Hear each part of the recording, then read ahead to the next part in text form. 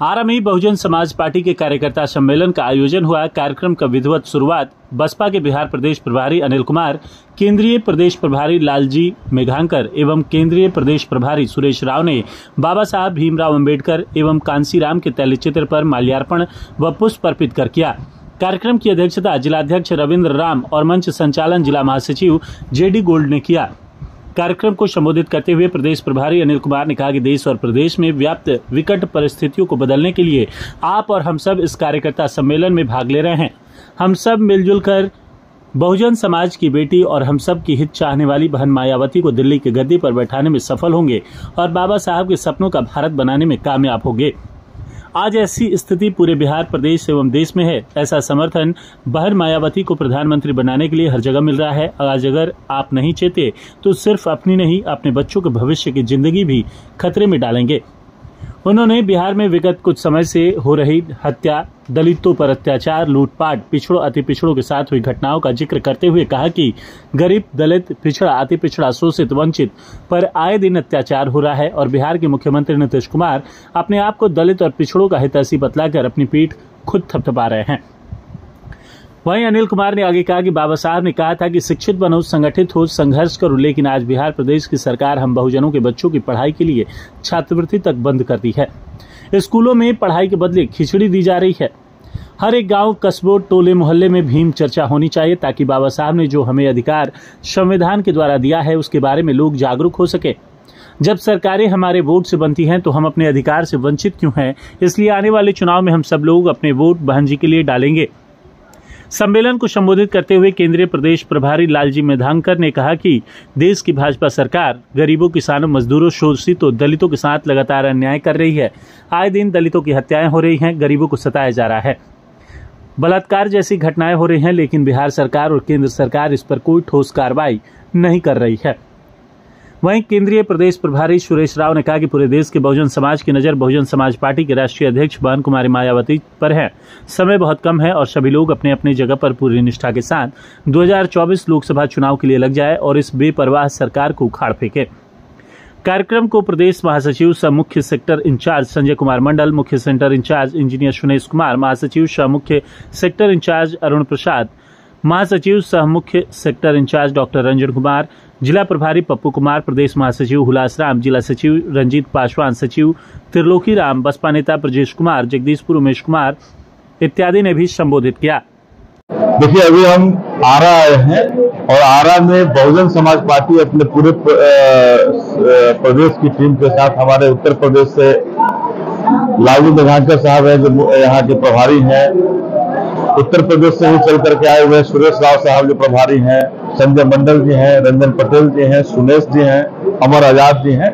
पूरी प्रदेश की टीम आज आरा में अपने कार्यकर्ताओं के साथ बैठी है और चुनाव की तैयारी तो है ही, लेकिन अभी हम अपने कार्यकर्ताओं को जगा रहे हैं। जो कार्यकर्ता काफी दिन से थोड़ा शिथिल पड़े थे उनको जगाने का काम कर रहे हैं और जगा रहे हैं, क्योंकि बहन जी ने जो आदेश दिया है, जो संदेश दिया है, उस संदेश के तहत न हम सांपनाथ के साथ जाएंगे न नागनाथ के साथ जाएंगे। कहने का मतलब कि न हम एनडीए की तरफ जाएंगे न इंडिया की तरफ जाएंगे। ये दोनों ही सांप हैं, ये निगलने का काम करता है, डसने का काम करता है और बहुजन समाज को कभी भी ये न्याय देने का काम नहीं करेगा। नागनाथ की बात कर रहे हैं, एक तरफ बहन जी इंडिया में नहीं है ना एनडीए में है, लेकिन फिर भी नीतीश कुमार और आरजेडी को संपर्क में है, वो लगातार उनको मजबूत करने का काम कर रहे हैं। ये कौन कह रहा है कि संपर्क में है? नीतीश कुमार से बहन जी की कब मुलाकात हुई होगी? ये मीडिया में आप ये हवा फैला सकते हैं, कह सकते हैं बहन जी के बारे में कि बहन जी इनके साथ है, उनके साथ है। अगर रहती तो इंडिया की बैठक में शामिल होती ना। बहन जी पीछे के से चलने वाली नहीं है, जहां रहेंगे खुल कर रहेंगे और खुल करके बात करने की। तो हम वो बताना चाहते हैं कि बहन जी ने ये संदेश दिया है बिहार को कि इस बार बहुजन समाज पार्टी अकेले अपने बल पर पूरे भारत में चुनाव लड़ेगा और बिहार में भी लड़ेगा। 40 सीट पर हम मजबूती से लड़ेंगे और उसी श्रृंखला में आज हम आरा आए हैं। आरा लोकसभा सीट की समीक्षा करेंगे और यहाँ अपने लोगों को तैयार करेंगे। जो लोग तैयार हैं गांव-गांव जाने का काम करिए और अपने बूथ कमेटी को बनाइए। बिहार में क्या लगता है सर, बिहार में अगर बसपा की सरकार बनती है तो क्या लगता है बिहार की दशा है तो सुधर जाएगी? निश्चित रूप से जब उत्तर प्रदेश में आदरणीय बहन जी जब 4 बार मुख्यमंत्री रहे, वहां दशा लोगों की सुधरी। यहाँ 3 डिसमिल जमीन कह करके 3 डिसमिल जमीन लोगों को नहीं दिया गया और आदरणीय बहन जी ने वहां 3-3 एकड़ गरीबों को जमीन दिया है। फिर निश्चित रूप से वहां लोगों को सुधार हुआ है और यही सुधार हमारे बिहार में भी होगा। जब प्रधानमंत्री की कुर्सी पर बैठेंगी तो निश्चित रूप से पूरे भारत में हमारे बहुजन समाज का कल्याण होगा और सुधार होगा। आज तो कहीं न्याय नहीं मिल रहा है। आज आए दिन बहुजन समाज के लोग, कहीं दलित को मारा जा रहा है, कहीं पिछड़े को मारा जा रहा है, कहीं अति पिछड़े को मारा जा रहा है, आए दिन मारा जा रहा है और कहीं उन्हें न्याय नहीं मिल रहा है। महर्षि विश्वामित्र की नगरी से आपने शंखनाद किया है, कहा था कि बहन जी प्रधानमंत्री बने, उसी दिशा में काम कर रही है। देखिए, बसपा निश्चित रूप से कार्य कर रही है और अपने बहुजन समाज के लिए कार्य कर रही है और ये बहुजन समाज पार्टी एक ऐसी पार्टी है जो इन दोनों के बीच से रास्ता निकाल करके दिल्ली की तरफ कुछ करेगी। तो महर्षि विश्वामित्र की धरती से शुरू करके आप मां अरुण देवी की धरती पर आए हैं, क्या शंखनाद करेंगे? देखिए, यहाँ हमने तो कहा है कि ये शंखनाद हमारा बहुजन समाज पार्टी का है कि बहुजनों पर जो अत्याचार हो रहा है, जो जुल्म हो रहा है, बहुजनों को न्याय नहीं मिल रहा है, बहुजनों का अधिकार नहीं मिल रहा है, जो बाबा साहब ने जो अपने संविधान के तहत अधिकार दिया था, उस अधिकार को ये जो तथाकथित एनडीए और इंडिया वाले जो सरकार है ये उनको नहीं देने दे रही है। ये मणिपुर में आज आदिवासियों के साथ क्या हुआ, वहां भी एनडीए की सरकार है। राजस्थान में क्या हुआ, वहां इंडिया की सरकार है। तो ये एनडीए और इंडिया वाले मिलकर हमें कहीं ना कहीं बहुजन समाज को दबाने का काम किया है और हमेशा बाबा साहब ने जो संविधान में दिया है उस संविधान को अक्षरशः लागू नहीं किए हैं। हमारी आदरणीय बहना पूरे बिहार से हम लोग हुंकार भरे हैं, हर लोकसभा से हुंकार भर रहे हैं कि हम अपनी बहना को जिताएंगे और आरा लोकसभा से मैं कहना चाहता हूं, आरा लोकसभा भी बहुजन समाज पार्टी जीतेगी और जीत करके अपनी बहना को प्रधानमंत्री बनाएंगे। सर, आप इंडिया एनडीए के साथ नहीं है तो फिर क्या करेंगे? देखिए, इंडिया और एनडीए के साथ नहीं है तो इसका मतलब क्या, हमारे पास रास्ता नहीं है। बाबा साहब ने तो रास्ता ही बनाया ना, संविधान बनाया। उस संविधान में तो हमारे पास पूरा रास्ता है। हमारी सरकार बनेगी, हमारे सांसद चुने हुए आएंगे, हम सरकार बनाएंगे, बहुजन समाज पार्टी की सरकार बनेगी। इसके साथ और इंडिया एनडीए वाले जो अगर आना होगा वो आएंगे, लेकिन सरकार बहुजन समाज पार्टी की बनेगी और बहन मायावती की बनेगी। बहुजन समाज पार्टी की लीडर परम आदरणीय बहन जी नारा लगाती हैं, सर्वजन हिताय सर्वजन सुखाय। ऐसे हम सर्वजन समाज में बहुजन मूवमेंट का काम करके और इस देश में जो 6000 टुकड़ों में बटी हुई 85% आबादी की जातियां हैं, उनको हम बहुजन समाज पार्टी का आधार बनाते हैं।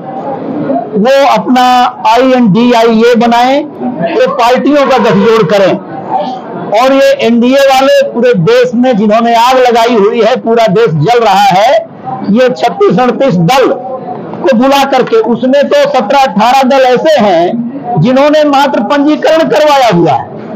हम लोग ऐसे नेताओं को जो मात्र पंजीकरण करवाते हैं उनको हम चमचा कहते हैं। कांसी राम जी ने चमचा एक नाम की किताब लिख करके उन्हीं को डिफाइन किया।